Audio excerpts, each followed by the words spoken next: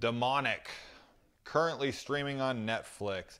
I checked this out instantaneously as soon as I saw it because Frank Grillo's in it. And I just love Frank Grillo. I think he's fan-fucking-tastic.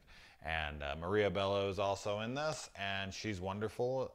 She's always gives great performance, and both of them are excellent in this movie. This movie is about a cop that's called to investigate a disturbance.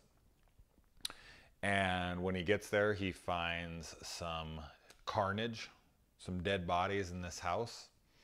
And so, of course, you know, he calls in. He's supposed to have a date with his wife, but it gets canceled because he has to be here. And his wife happens to be, you know, the cop psychologist who comes down and interrogates and helps with that kind of stuff.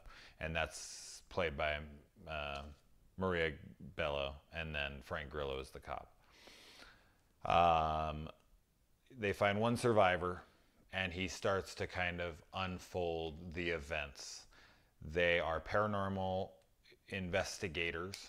The character who survives the night that they find, he is brought with them because there had been murders that had taken place in the house many, many years ago, and his mother was one of the people. And he has nightmares of this place ever since. So his girlfriend gets him to go on this basically paranormal investigation type show.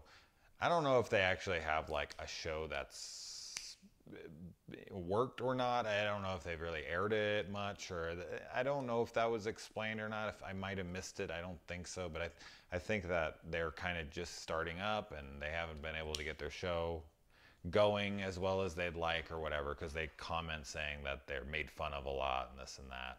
So I think their show's pretty new. Doesn't matter. Anyway, so his girlfriend talks him into it, but her ex-boyfriend is one of the people, and they have beef, and they do not like each other. The guy's clearly not over his ex.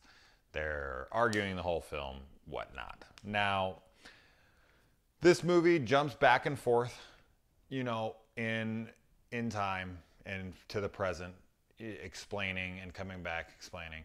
And I think that creates a really cool mystery throughout the film, like what happened, what's going on, and they kind of start to find more clues, and we're given more clues from the past. So I think it's kind of blending really well together. I think the acting from everybody is pretty good. I didn't really have anyone who was just like, ugh, this person's awful or anything like that. The movie looks great. I mean, really, really good looking movie. Cinematography, you know, everything's really good.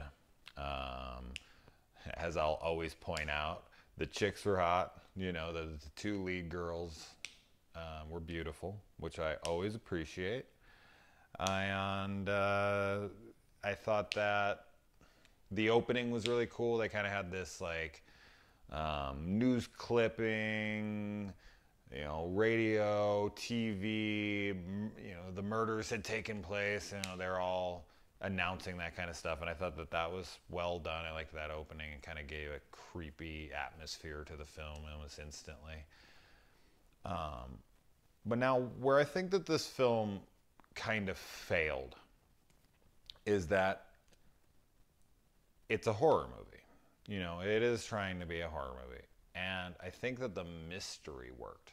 I think that the kind of crime mystery part of it, like the flash forward stuff, was working pretty well. But the kids in the house, you know, dealing with the possessions, the ghosts, whatever you want to call them, that just didn't really work. And the reason that didn't really work was because it was so generic. It was just unimaginative. It was so unoriginal. And I can't tell you, I can barely tell you right now. I literally just finished the movie like 5 minutes ago. I couldn't tell you like one scare that was all that memorable. You know, I could barely remember how anyone even died, to be honest, at the moment. They were just all, you know, I say this a decent amount, but it's like it's like they're taking a play out of the horror book and just, you know, running it play by play. It's like they got the book and they're just like, okay, and now we do this.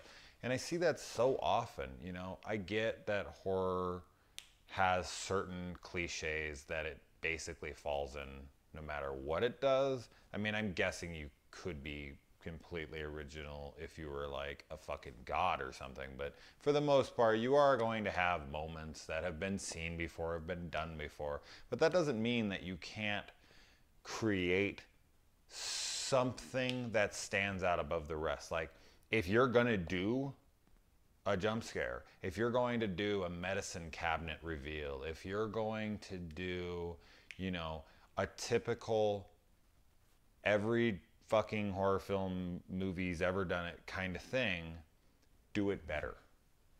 Do it with something else. Do, you know, bring something else into it that's unique, that makes it stand out from the rest.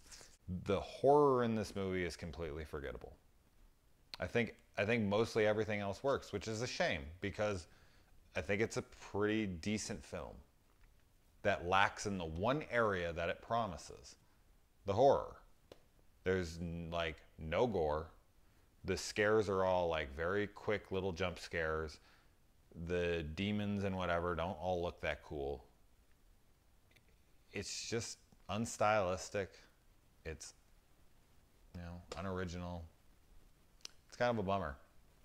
I wouldn't say don't check it out because I think it is a decent movie. So if like you're bored out of your mind, you got nothing else to do, you could check it out, but I don't know.